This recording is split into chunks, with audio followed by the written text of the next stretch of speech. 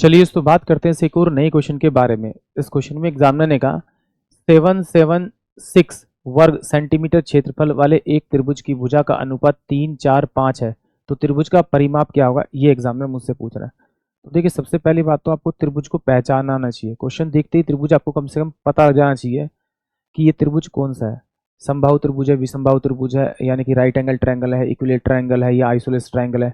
अगर आपको ये पता लगे तो कुछ हद तक आपके क्वेश्चन आसान हो सकते हैं, क्योंकि जैसे एग्जामिनर ने इस क्वेश्चन में दे रखा है ना ट्रायंगल, ऐसे ट्रायंगल आपको आसानी से क्वेश्चन को सोल्व करने में मदद करते हैं। तो देखिए 3, 4, 5 दे रखा है, यानी ट्रिपलेट दे रखा है, यानी कि ये राइट एंगल ट्रायंगल होगा।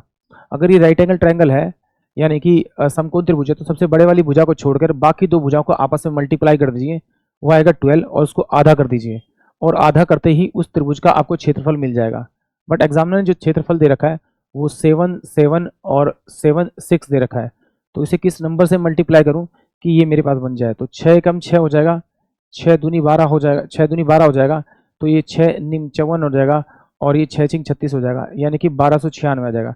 इस 1296 को आप इसका अंडर रूट कर दीजिए, तो आपके पास में 36 आ जाएगा।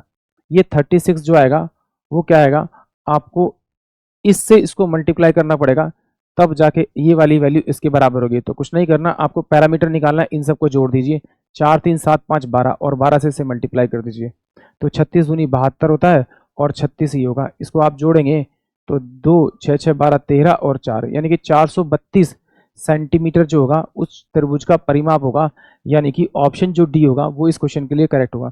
अब बहुत सारे बच्चे सोच रहे होंगे सर जी ये अंडर रूट क्यों कर दिया। भैया जब आप इसको एक्स एक्स मान के करोगे तो यहाँ पे एक्स का स्क्वायर भी तो आएगा। चलिए इसको समझते हैं, फिर आपको ये अच्छे समझ में आएगा। चलिए कैसे रहा देखिए, एग्जामिनर ने क्या दिया, मुझे एक राइट एंगल ट्रायंगल दिया, ये तो मुझे ट्रिपलेट से पता लग गया। तो इसका मतलब है इसकी एक साइड मेरे पास में अगर 3x है तो दूसरी साइड मेरे पास में कितनी होगी, आपकी 4x होगी, और सबसे बड़े वाली साइड कितनी, मेरे पास 5 हो गए। इन तीनों का अगर जोड़ूंगा तो मेरे पास जो परिमाप आएगा वो कितना आएगा, 12x। यानी कि अगर मुझे x की वैल्यू मिल जाए तो मैं आसानी से इसका क्या निकाल पाऊंगा, परिमाप। अब मुझे पता है कि ये वाला एंगल तो मेरा राइट एंगल ट्रायंगल होगा, और मेरे पास में ये हाइट है और ये बेस है, तो 1/2 और बेस इंटू में हाइट क्या होता है, इसका एरिया होता है। इसका एरिया होता है, एग्जामिनर ने इसका एरिया दे रखा है 7776 दे रखा है।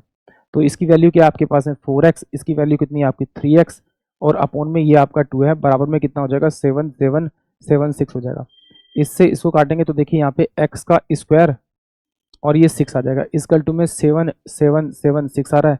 तो यहाँ x की जो वैल्यू आएगी वो कितनी आएगी आपकी, 36 आएगी। इसे सॉल्व करने के बाद अभी पीछे निकालता, तो x की वैल्यू यहाँ की तो 12 इंटू में 36 से आप इसे मल्टीप्लाई करेंगे तो आपको परिमाप यही मिलेगा, यानी कि ऑप्शन डी। आई होप आप सभी को क्वेश्चन समझ में आया होगा।